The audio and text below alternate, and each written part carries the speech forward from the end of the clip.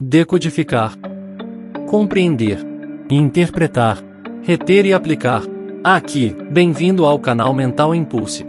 Para apoiar o canal, não esqueça de inscrever-se, curtir, comentar e compartilhar. Demonstre sua gratidão às pessoas que colaboram para seu desenvolvimento. Aviso: este vídeo contém ativadores sonoros e visuais que auxiliam na compreensão, foco e mentalização das informações. Lei 18.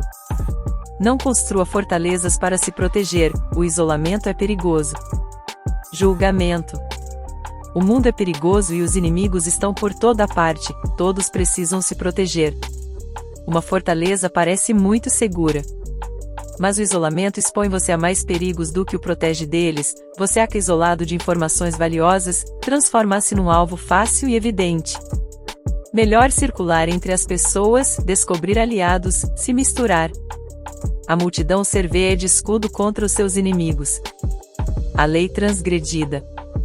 Ch Shi Huangdi, o primeiro imperador da China, 221-210 a.C., era o homem mais poderoso da sua época. Seu império era mais vasto e poderoso do que o de Alexandre, o Grande. Ele conquistou todos os reinados ao redor do seu e os unificou num grande reino chamado China. Mas, nos seus últimos anos de vida, quase ninguém o via. A máscara da morte vermelha. A morte vermelha há muito devastava o país.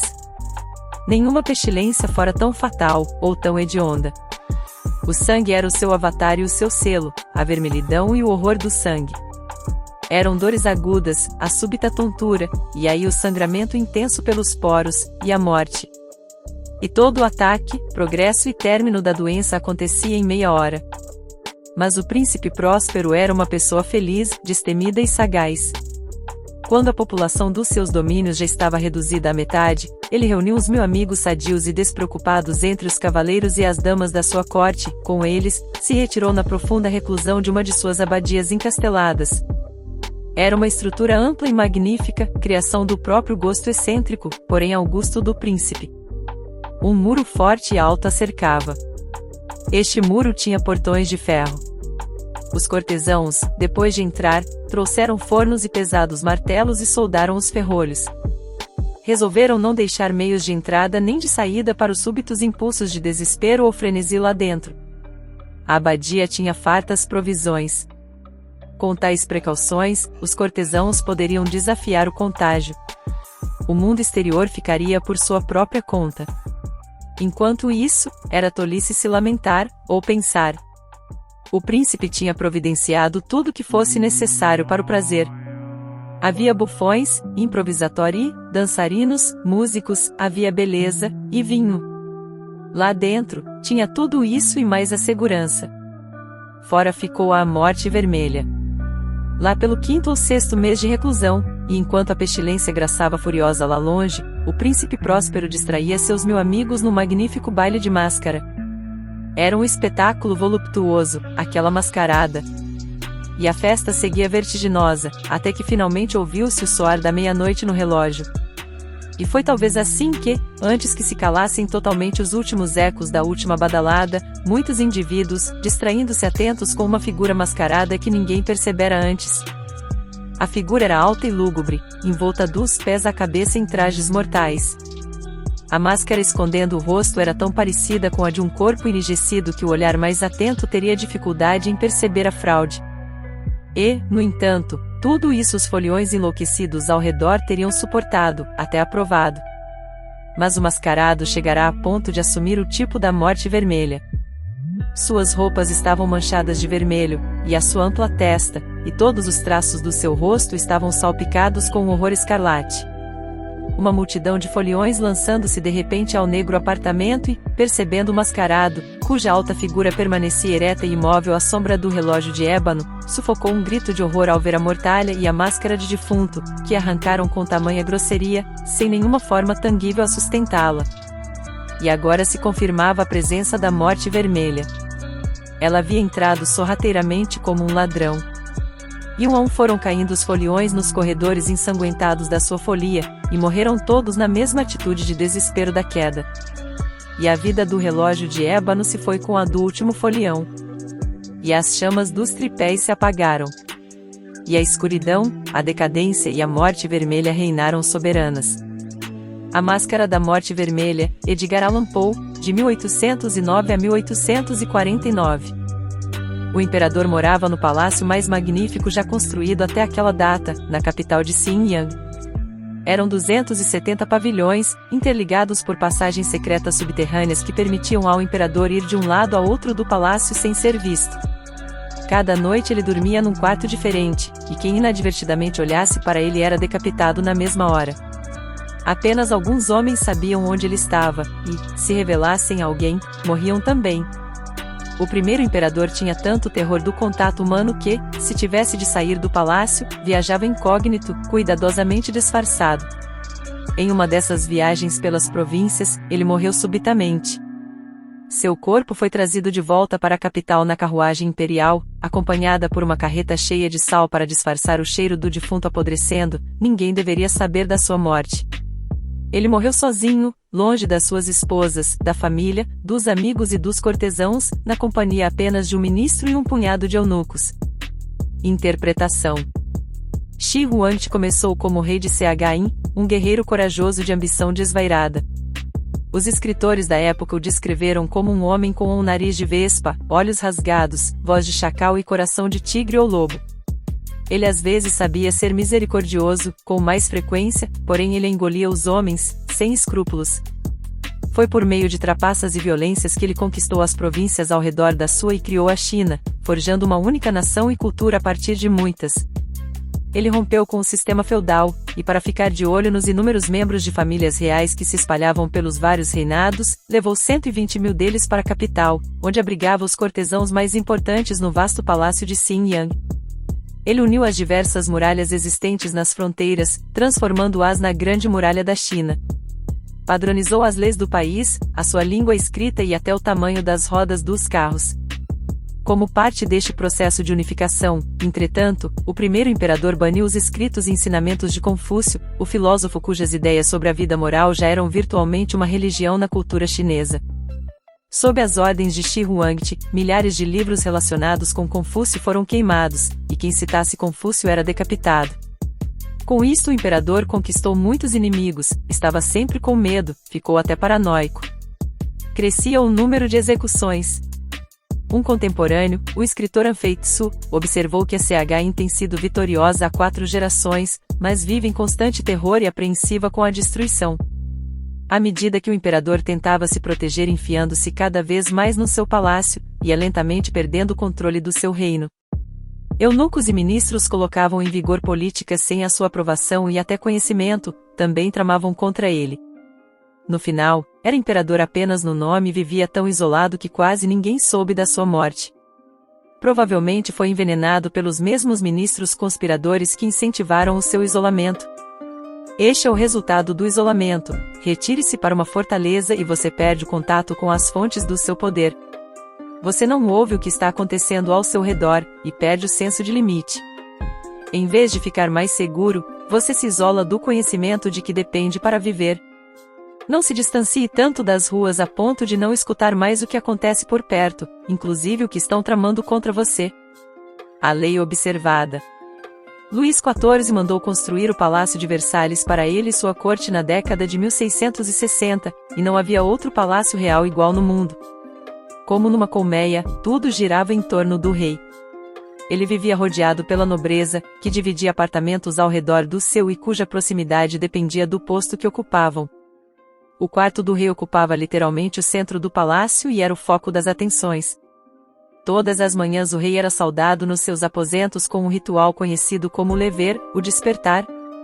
Às 8 horas da manhã, Sua Majestade era acordada pelo primeiro valete, que dormia aos pés da cama real. Em seguida, pajens abriam a porta e deixavam entrar aqueles que tinham uma função no lever. A ordem de entrada era rígida. Primeiro vinham os filhos ilegítimos do rei e seus netos, depois os príncipes e princesas de sangue, depois o seu médico e cirurgião. Seguiam-se os oficiais do guarda-roupa, o leitor oficial do rei e todos os encarregados de distraí-lo. Os próximos a entrar eram os vários funcionários do governo, em ordem ascendente de posto. Por último, mas não menos importante, chegavam os convidados especiais. No fim da cerimônia, o quarto estava apinhado de gente, eram mais de 100 criados reais e visitantes.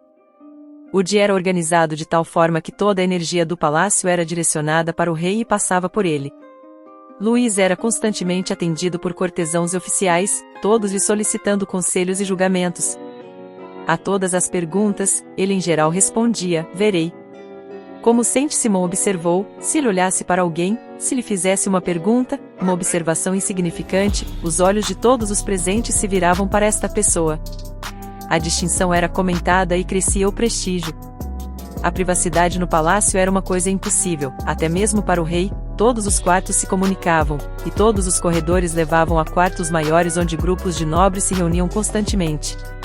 As ações de todos eram interdependentes, e nada, nem ninguém, passava despercebido. O rei não só cuidava que toda a alta nobreza estivesse presente na sua corte, escreveu Saint-Simon, como exigia o mesmo da nobreza menor. No seu lever e no seu cocher, durante as suas refeições, nos passeios pelos jardins de Versalhes, ele sempre olhava ao redor, observando tudo. Ficava ofendido se os nobres mais distintos não vivessem permanentemente na corte, e os que nunca, ou quase nunca, apareciam expunham-se a cair em desgraça. Se um destes desejasse alguma coisa, o rei dizia orgulhoso: não o conheço, e o critério era irrevogável. Interpretação. Luís XIV subiu ao poder no fim de uma terrível guerra civil, a Fronde. Uma das principais instigadoras da guerra tinha sido a nobreza, que se ressentia profundamente do crescente poder do trono e ansiava pelo tempo do feudalismo, quando os senhores governavam seus próprios feudos e o rei tinha pouca autoridade sobre eles. Os nobres perderam a guerra civil, mas permaneceram como um grupo à parte e ressentido. A construção de Versalhes, portanto, foi muito mais do que um capricho decadente de um rei amante do luxo. Ela teve uma função crucial: o rei poderia ficar de olhos e ouvidos atentos a todos, e a tudo, ao seu redor. A nobreza, um dia orgulhosa, se viu reduzida à disputa pelo direito de ajudar o rei a se vestir de manhã. Ali era impossível ter privacidade, não havia como se isolar. Luís XIV compreendeu muito cedo o grande perigo que significava para um rei isolar-se. Na sua ausência, as conspirações brotam como cogumelos depois da chuva, animosidades se cristalizam em facções, e a rebelião estoura antes que ele tenha tempo de reagir. Para combater isso, a sociabilidade e a sinceridade são hábitos que devem não só ser encorajados como formalmente organizados e canalizados. Foram estas as condições em Versalhes durante todo o reinado de Luís, uns 50 anos de relativa paz e tranquilidade. Ao longo de todo esse tempo, não caía um alfinete no chão sem que Luís ouvisse. O isolamento é um perigo para a razão, sem favorecer a virtude. Lembre-se de que o mortal solitário é certamente lascivo, provavelmente supersticioso e possivelmente louco. Dr. Samuel Johnson, de 1709 a 1784. As chaves do poder. Maquiavel argumenta que num sentido estritamente militar a fortaleza é sempre um erro. Ela se torna símbolo do isolamento do poder, e é um alvo fácil para os inimigos do seu construtor. Projetada para defender você, a fortaleza na verdade o isola de qualquer tipo de ajuda e tolhe a sua flexibilidade. Ela pode parecer inexpugnável, mas depois que você se enfiou lá dentro, todos sabem onde você está, e não é preciso ter êxito num cerco para transformar a sua fortaleza numa prisão. Com seus espaços pequenos e confinados, as fortalezas são extremamente vulneráveis à peste e a doenças contagiosas. Do ponto de vista estratégico, o isolamento de uma fortaleza não oferece proteção, e cria mais problemas do que soluções.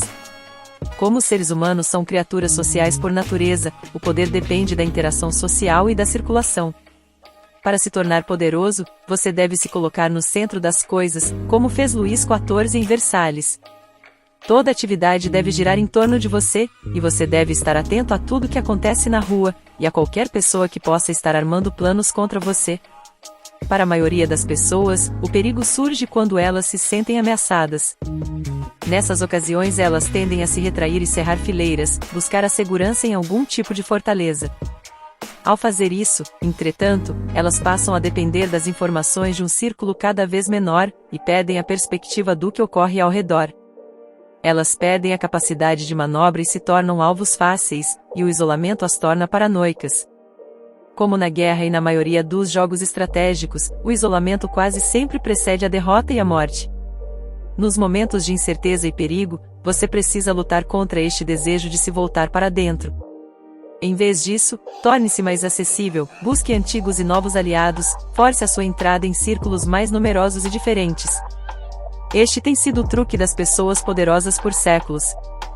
O estadista romano Cícero era da nobreza inferior e tinha poucas chances de poder a não ser que conseguisse abrir espaço entre os aristocratas que controlavam a cidade. Ele fez isso com brilhantismo, identificando todas as pessoas influentes e descobrindo as conexões entre elas.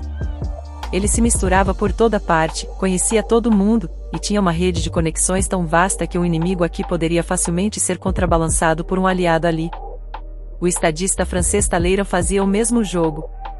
Embora viesse de uma das famílias aristocráticas mais antigas da França, ele fazia questão de manter contato com o que estava acontecendo nas ruas de Paris, o que lhe permitia prever tendências e problemas. Ele sentia até um certo prazer em se misturar com tipos criminosos de má fama, que lhe forneciam informações valiosas. Sempre que havia uma crise, uma transição de poder, o fim do diretório, a queda de Napoleão, a abdicação de Luís XVIII, ele conseguia sobreviver e até prosperar, porque jamais se fechou num círculo pequeno, associando-se sempre com a nova ordem. Esta lei é para reis e rainhas, e para quem está nos níveis máximos do poder. Assim que você perde contato com o seu povo, buscando a segurança no isolamento, a rebelião começa a fermentar. Não pense jamais estar num cargo tão elevado a ponto de se permitir o luxo de se afastar até mesmo do escalão mais baixo. Retirando-se para uma fortaleza, você se torna alvo fácil dos seus súditos conspiradores, que veem o seu isolamento como um insulto e motivo para a rebelião. Como os seres humanos são criaturas muito sociais, segue-se daí que as artes sociais que nos tornam companhias agradáveis só podem ser praticadas pela constante exposição e circulação. Quanto mais você está em contato com os outros, mais gracioso e à vontade você se torna. O isolamento, por sua vez, gera uma estranheza nos seus gestos que leva a um isolamento ainda maior, quando as pessoas passam a evitar você. Em 1545, o Duque Cosimo I de Médici resolveu, para garantir a imortalidade do seu nome, encomendar alguns afrescos para a capela principal da igreja de São Lorenzo, em Florença. Ele podia escolher entre vários bons pintores, e acabou ficando com Jacopo da Pontormo. Já com uma certa idade, Pontormo quis fazer destes afrescos a sua obra-prima e herança para a humanidade. Sua primeira decisão foi fechar a capela com paredes, divisórias e cortinas. Não queria que ninguém testemunhasse a criação da sua obra-prima, ou roubasse as suas ideias. Ele superaria o próprio Michelangelo. Quando alguns rapazes curiosos forçaram a entrada na capela, Jacopo a trancou ainda mais. Pontormo encheu o teto da capela com cenas bíblicas, a criação, Adão e Eva, a Arca de Noé, e outras. No alto da parede central ele pintou Cristo em toda sua majestade, ressuscitando os mortos no dia do juízo final. O artista trabalhou na capela durante 11 anos, raramente saindo de lá, visto que desenvolvera uma fobia pelo contato humano e temia que roubassem suas ideias. Pontormo morreu antes de completar os afrescos, e nenhum deles sobreviveu.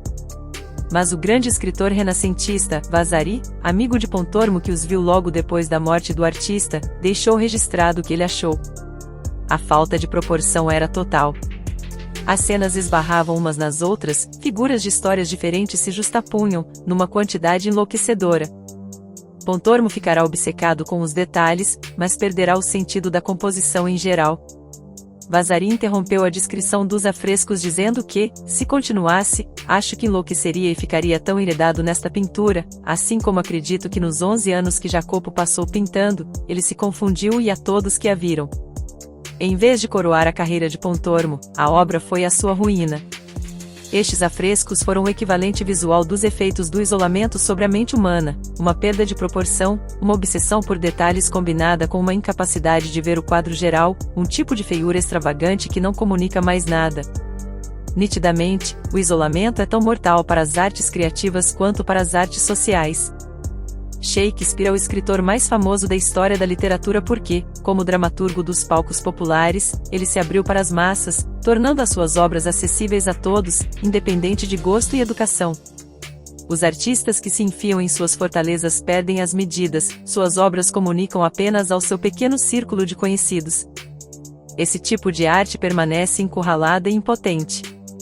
Por fim, como o poder é uma criação humana, ele aumenta inevitavelmente em contato com outras pessoas. Em vez de ceder à mentalidade da fortaleza, veja o mundo da seguinte maneira: ele é um imenso Versalhes, cada quarto se comunicando com o outro. Você precisa ser permeável, capaz de entrar e sair de círculos diferentes e misturar-se com diferentes tipos de pessoas. É essa mobilidade e contato social que o protegerão de conspiradores, que não conseguirão esconder de você os seus segredos, e de inimigos, que não conseguirão isolar você dos seus aliados. Sempre mudando, você se mistura nos quartos do palácio, sem se sentar ou descansar num único lugar. Não há caçador capaz de acertar a mira sobre uma criatura tão ligeira. Imagem: a fortaleza. No alto da colina, a cidadela se torna símbolo de tudo que é detestável no poder e na autoridade. Os cidadãos atrairão com o primeiro inimigo que aparecer. Incomunicável e sem informações secretas, a cidadela cai facilmente. A autoridade, um príncipe bom e sábio, desejoso de manter esse caráter e impedir que seus filhos tenham oportunidade de se tornar tirânicos, não construirá fortalezas, para que eles possam confiar na boa vontade de seus súditos e não na força de cidadelas. Nicolau Maquiavel, de 1469 a 1527. O inverso. Nem sempre é certo e propício escolher o isolamento. Sem escutar o que acontece lá fora, você não pode se proteger. O contato humano constante só não facilita o pensamento. A constante pressão da sociedade para que tudo esteja de acordo, e a falta de um distanciamento das outras pessoas, torna impossível pensar com clareza sobre o que está acontecendo ao seu redor. Como um recurso temporário, portanto, o isolamento ajuda você a ver melhor as coisas. Muitos pensadores sérios foram produzidos nas prisões, onde a única coisa que se tem para fazer é pensar. Maquiavel só pôde escrever O Príncipe porque estava exilado e sozinho no campo, longe das intrigas políticas de Florença. O perigo, entretanto, é que esse isolamento gere ideias estranhas e pervertidas. Você pode ter uma perspectiva geral melhor, mas perde a noção da sua própria pequenez e limitações. Também, quanto mais isolado você estiver, mais difícil será sair do seu isolamento quando quiser. Sem perceber, você caiu num poço de areia movediça. Mas se você precisa de tempo para pensar, só escolha o isolamento como último recurso, e apenas em pequenas doses. Preste atenção para deixar aberto o caminho de volta à sociedade. Essa é apenas uma lei, das 48 leis do poder. Para ver as outras 47, acesse nossa playlist, As 48 Leis do Poder, Robert Greene, para sua evolução mental. Para apoiar o canal, não esqueça de inscrever-se, curtir, comentar e compartilhar. Demonstre sua gratidão às pessoas que colaboram para seu desenvolvimento.